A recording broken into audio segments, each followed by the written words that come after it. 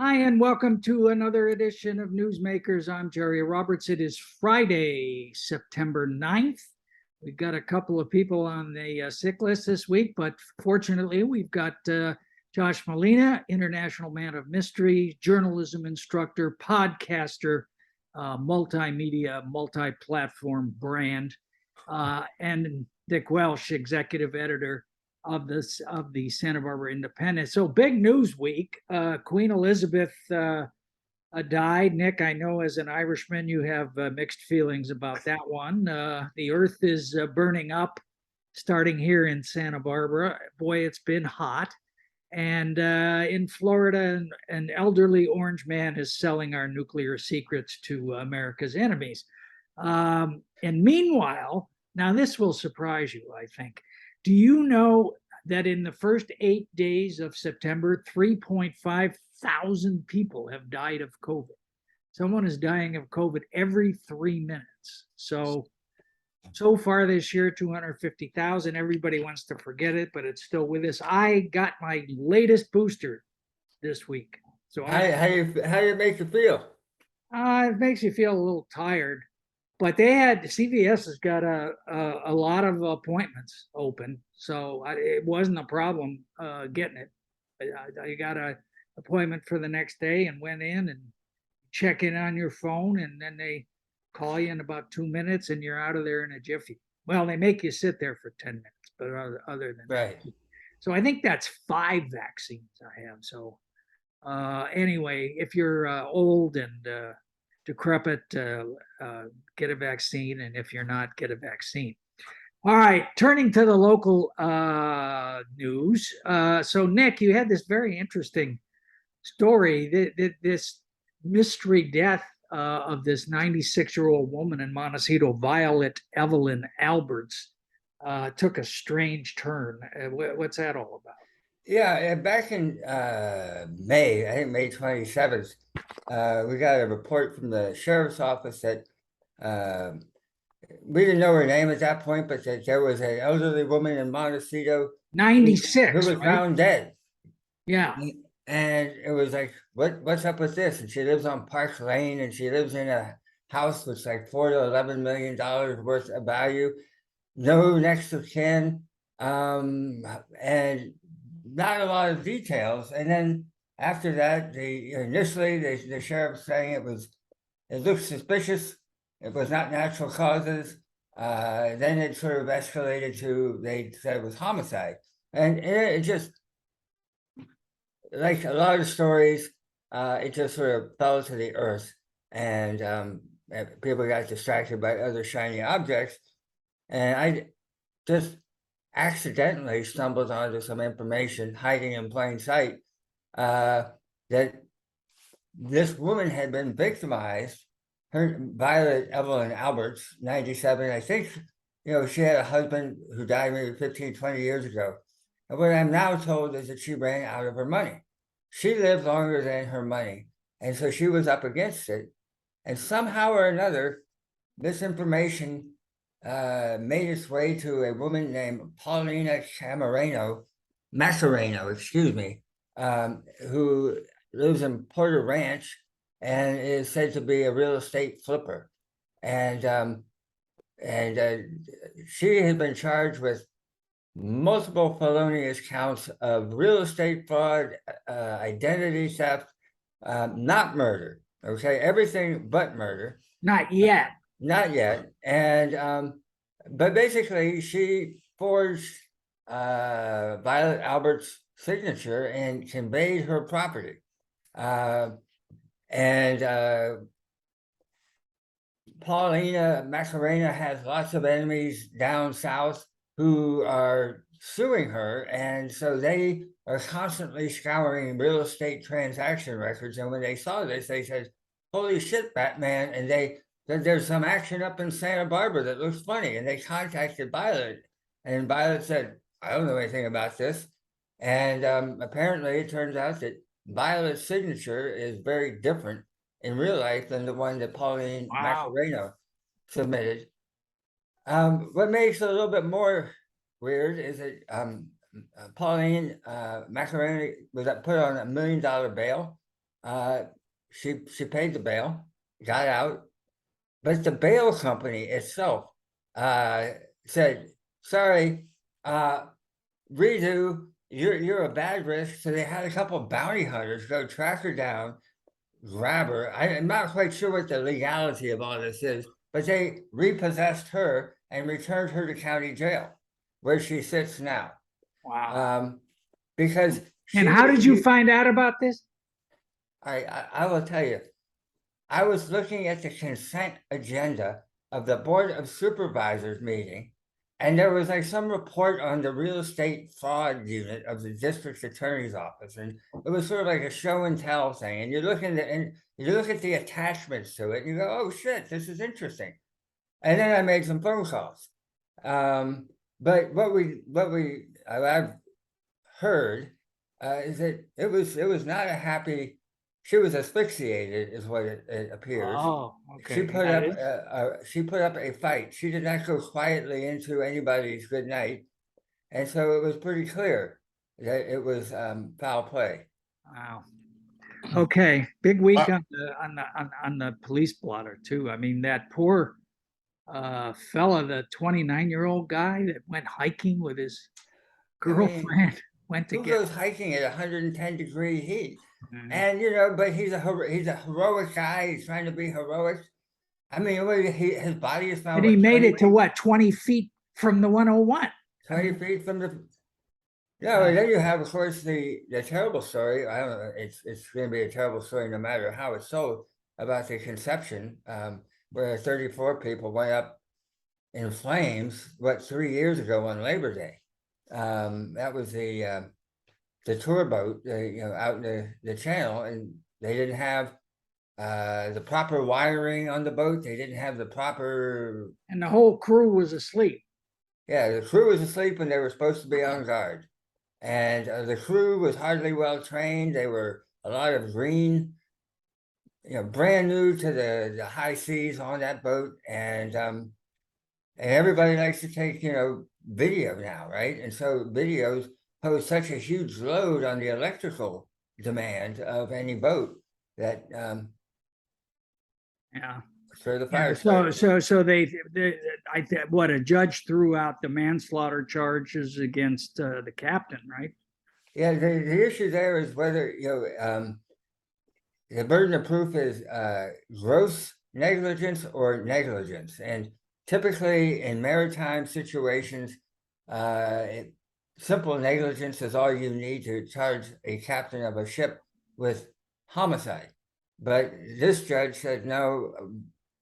The Ninth Circuit Court of Appeal hasn't ruled on that. Only the Fifth Circuit Court of Appeal has, and so we're not. We haven't heard the last of that. We haven't heard the last of it for a long time. All right. So Josh, nobody can say you don't know how to have a good time on holiday. So you spent Labor Day with the Democratic Party at the annual Labor Day picnic, and 200 people. It was more people than usual, huh? I mean, it seemed like there were. Anyway, you had a good story that came out of it about how the Democrats are going to try to frame the local elections. Talk about that a little bit. Well, I would say first though, Nick, great job finding a story on a consent calendar. I know it's a little nerdy and wonky, but wow, that's just so refreshing. We know it, but it's easy to overlook. And you've been doing this stuff forever, and you're the legend, the icon. You're number one dude in this town, and you're still looking at consent calendars. That's really, really inspiring. And look at the story you got. Dang, that's a huge, amazing story. Labor Day.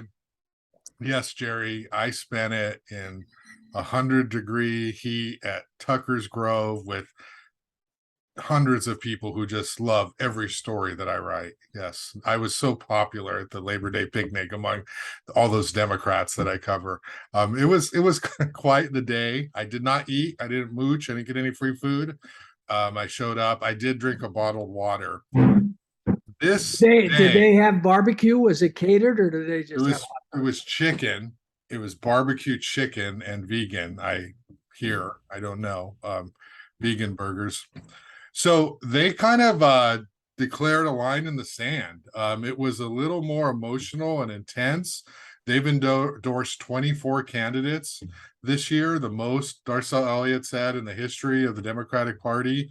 So they are looking to defend school boards. This is sort of the focus of what they're working on. Santa Barbara, Goleta, North County, and Salud Carbajal. He started off the day with his speeches, sort of setting the tone. And he said, we have to stand up and fight against these extremist MAGA Republicans who are hijacking the Republican Party, and even Republicans do not want them to be the face of the party.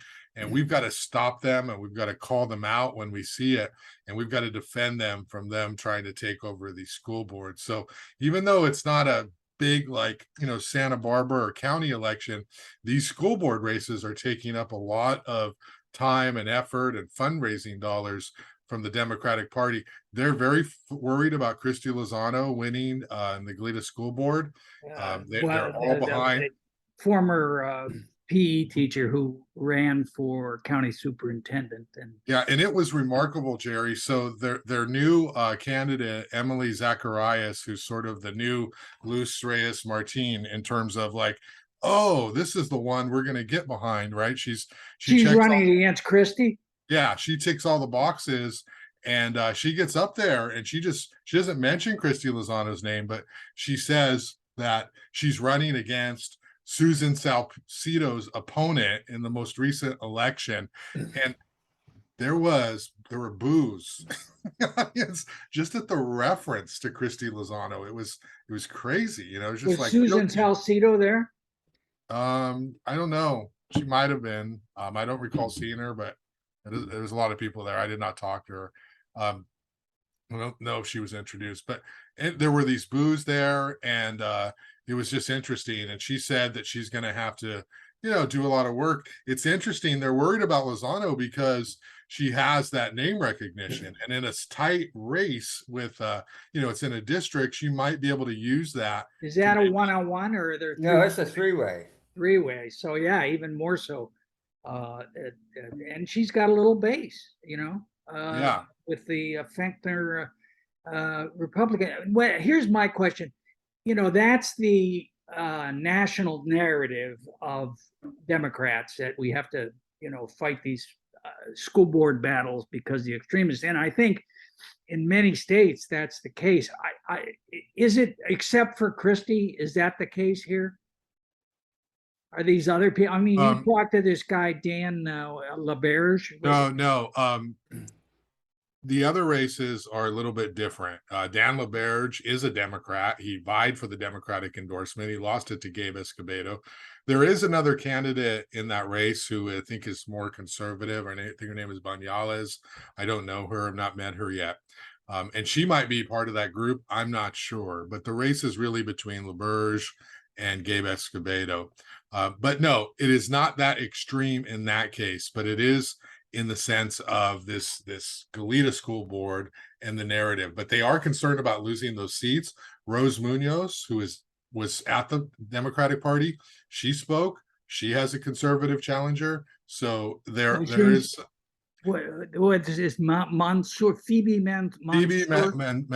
I don't know her. Well, Phoebe is like I don't know her, but Jean Yamamura, who has covered a lot of Old Town Goleta stories. She's a Old Town property owner, business person.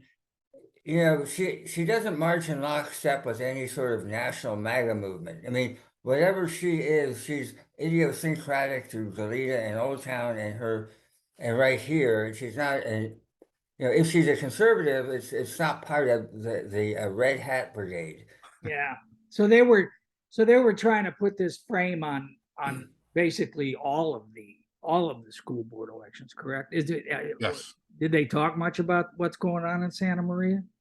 We don't have any viewers there, so we might. I don't know. Maybe online. Yeah, the Democratic Party is making a big push about their North County organization, and they did have candidates from North County and Buellton, and then they had their North County organizer. So they are framing it as this is a countywide effort, and we want to defend our school boards. They're going to be putting most of their energy on the South Coast into Goleta School Board, Santa Barbara School Board, and of course Goleta City Council with trying to get Luz Reyes Martin to oust Roger Aceves, who, by the way, is also a Democrat. He's just a moderate or conservative Well, Democrat. but Luz was at the Yeah, she Luz was there. Luz spoke. Everybody had a minute, so she spoke.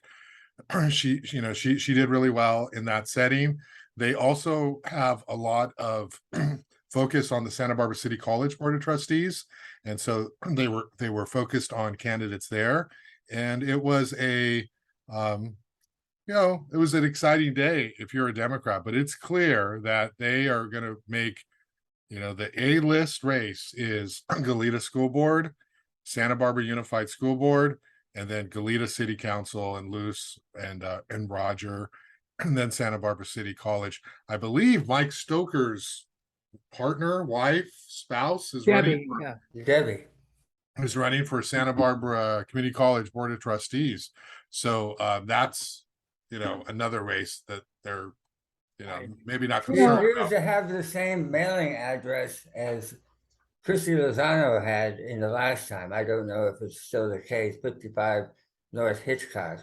Maybe Fechner has an office building there. No, I looked into that at one point. Who is it? I think that I can't remember now who it was. It was like Probably whoever does the accountant books. or finance guy who was acting as the treasurer, I think, Right. of the campaign. It's interesting that Salud picked up that phrase, extremist MAGA Republicans, which of course the president used in his speech about a week ago, saying that democracy is in danger. I think that he makes a tactical mistake by doing that, by saying extremist MAGA Republican, because he's going after voters. He ought to talk about, Kevin McCarthy and McConnell and all of these knuckleheads that are leading the charge. But it's just, I don't know. I would like to see the president still be working on persuasion rather than divisiveness. But I guess it's going to be a base election, so he's got to get the base out. But then then he goes to Ohio today to open this chip thing, and he's standing next to Rob Portman, the senator from Ohio. Hey, Rob, bipartisan. I mean, I don't know, it's kind of weird. And then Nick, you made a little news in your column in the closely watched, what is it, the 37th, 35th Assembly District, where Democrat Greg Hart is the front runner, and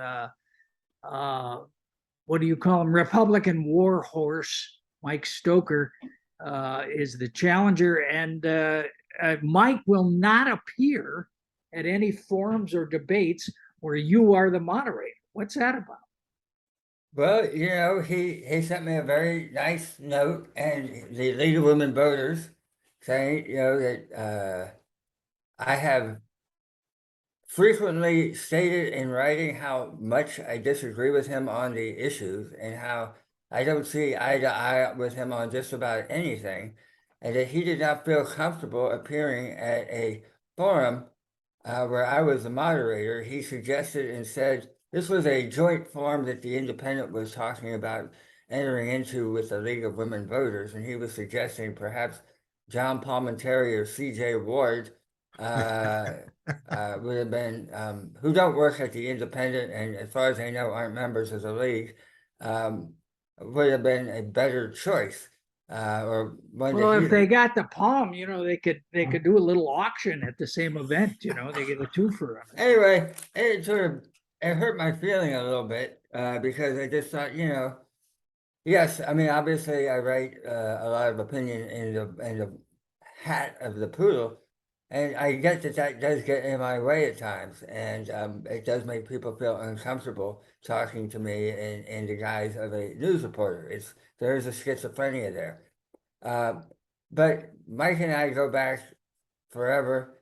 He knows me, and Mike Stoker is a former high school debate champion, which for those who haven't met one, they have learned how to argue every side of any issue and know that they have won. And Mike has no problem doing that. And the idea that he would feel uncomfortable with me as a moderator actually kind of came as a big surprise, given his high school debate. And I just want to say that it's really classless. I don't care who the candidate is, who the elected is, to somehow suggest that a journalist is responsible for how they are going to come across in some sort of debate. I mean, Nick is clearly capable of moderating those things, asking fair questions. It's a different format. He's done it in the past. I think it's a sign of a political coward to say, I'm not going to have that journalist Well, it's moderate, because strategic. that's not the problem. The problem's not the journalist. The problem is the people. You got I to was reach the surprised people. too, because, you know, Stoker, Stoker said, look, I've gone up against Lois Capps. I've gone up against Hannah Beth Jackson. I don't have a glass jaw. Ray Hart has a glass jaw. He's never had to run against anybody. So I was just really, personally, I was relieved because I'm lazy, and because I think that the outcome of the race is almost, you could write it now, but I was a Well, little surprised. it doesn't make sense strategically for Stoker. I mean, Stoker ought to be looking for every single opportunity he can find to be on the stage with Greg. And we don't know if Greg had even agreed to do this, do we? But I mean, you know, he needs to get visible standing next to Greg. So whoever wanted to have something, I would have done it. I mean, the other thing, Josh, as you know, the League of Women Voters has this very structured format. So I think Nick would have been good in that situation, because he would have broken more rules than Christy Lozano attempted to. Hey, I want to double back on one thing on Labor Day, because you quoted Laura Capps at some length, and she was really on about fair education and all those people. And so that was one thing that was interesting. And then the other was, I guess, all is well between her and the Democrats. Of course, she ran against us a couple of years ago, and they were don't invite them for a while. But I guess that's all over now, huh? Is this a trap? Are you trying to set me No. up I'm talk just about curious. Laura Capps on your show? I'm just curious. I'm just. Yeah, no. Okay, so Laura spoke really well. She had some fire and conviction, and she called out fair education and said, I've been dealing with them and I know exactly where they come from. And she said they like to raise or spark a lot of dust, or whatever that phrase is, stir up a lot of dust, but that's exactly what it is. It's just dust. So she addressed it right on, but she did also do it in the context of, it's not going to be easy, this campaign. You're going to have to work to overcome that, even though it's a lot of nonsense from her perspective. There's a little bit of irony there. Doss was there. Doss is sitting, at a bench, and he's watching all this. He didn't speak, and to hear Laura talk about the incredible Democratic Party and how the conservatives do not have the feet on the ground that the Democrats do, that they don't have all of these individuals to walk, phone bank, organize, and to see her support them so strongly. I mean, I don't want to dig all that whole thing up again, but it was kind of cute. It was kind of interesting that this is the same party that when Doss got the election, there was conversation about, well, was that right? Was that fair? Why is the party have so much influence? They're both good Democrats, blah, blah, blah. But they've all made up. They like Laura now. Laura likes them. Doss is still a supervisor. Things are good. So everything's kind of reset. But yeah, for the insiders, it was sort of like, wow, listen to Laura go on about how great the Democratic Party is in front of all these people. So did Doss rise to give her a standing ovation when her Well, I was in photography mode, so I was like right there getting photos. I did not hear Doss say any additional applause. Was he giving it that one? Hey, Nick, the record will show I was not the one who brought up Doss, but now that Josh has, I just want to ask your opinion of something that went down at the County Planning Commission this week. The county government, of course, being a wholly owned subsidiary of the cannabis industry, but they had an appeal about this new retail outlet on Santa Claus Lane in Carp, and one of those peddling his influence on behalf of this was the great Dennis Bozanich, who wrote the cannabis ordinance and only left working for the county like 5 minutes ago, and now he's back peddling. I mean, what in the world do you make of this? Well, I'm a little disappointed here. I mean, Dennis left the county, I want to say 2-3 years ago. He went up north. 2019, yeah. Huh? 2019. Yeah, and he went up north. He worked for county government up there, and I think he, COVID, whatever, he got burnt out, and he has gone into the consulting business for the cannabis industry. He knows a lot about it, and he was the county Johnny on the spot guy who was involved in writing the county's cannabis ordinance. As far as I can tell on this thing, there isn't any real loophole or slippery slope or tricky business here. It's like, this is a dispensary. But it stinks. It just stinks. Okay, the thing is, you go, Dennis, why would you take this job? Because you're a smart guy and you know it's just going to stink. Das. That's why. Das, it's going to stink. And it's Joe Armendariz. So you have, it's like, and Joe Armendariz is, he's Joe Armendariz. He's also lobbying. He's lobbying for the owners of the business. The owners of the business should hire lobbyists. I mean, this is an interesting one.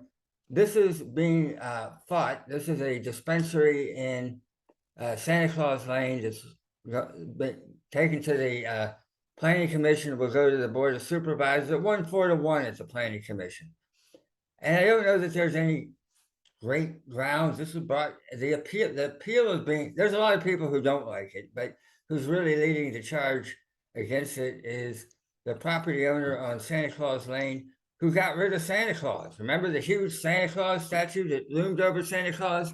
He's going to talk about the war on Christmas. Okay, here goes Nick with the whataboutism. Yeah, but what about the guy who got rid of Santa? They got rid of Santa Claus, and they don't like it. Here, I think that the verdict on dispensaries as they exist in Santa Barbara County is, it's like the Kahootek Comet. There was a lot of fear and what the hell is going to happen? The sky's going to fall, and it never happened. There's the one by Mission and Delavina Street. There's no unsavory characters loitering around. There's the one by Chapala Street. Across from the bus station downtown. I have written extensively about the owners of it in non-flattering ways, but having said that, the conduct of that dispensary in terms of public nuisance, not. And when you talk to people at the county, like, what's the overall picture of dispensaries? It's not a deal. And so on one hand, I tend to suspect, I may be wrong, that people are overreacting to what might happen, but probably won't. But Das, or not Das, but Dennis Bozanich should show up like that. It's just is adding fuel to a fire that need not be there. Well, that's the thing, in Das and everyone. There's nothing wrong here. It's all, and it just every time you turn around, it gets smellier and smellier. All right, Josh, on the I just want to go back to the Goleta City Council thing for a second. It says you had Luce on the show, on the podcast, right, this week? Yes, I did. And you've had Roger on previously. Yes. How do you handicap that Well, one? Luce is really, there's always a lot of buzz around Luce. She's in office. She's on the Goleta School Board. She's got kids. She's connected, family. She's pretty powerful, and her power is only growing in this community. So I think she's a little bit of the heartbeat of the Democratic Party right now in terms of her potential and how Well, far she not to can go. mention her high-ranking position at Planned Parenthood. Yes, so she's well connected and among Santa Barbara people. And so I think South Coast people, county. And so I think she's going to do well. I think that she's going to run a strong campaign, and she's got the party fully behind her and many volunteers. And I think Roger is probably going to have to pull off a really big miracle here, upset somehow. I don't know how he does it without some sort of equivalent amount of people on the ground to campaign for him. There's a lot to be said for incumbency. There's a lot to be said that he's got name recognition in Goleta, and so there are people who know him. But again, these are district elections. These are not Goleta citywide. So and when you mentioned Luz, I mean, she's definitely the presumptive favorite. And at this time in history, with the Roe v. Wade decision not very far in the rearview mirror, somebody in this county or in this district who has the Planned Parenthood background is just going to be hard to beat. I worry a little bit. We've seen this when any elected body becomes all unanimous, and it's the sound of one hand clapping, and you don't have sort of the internal debate or the internal questioning.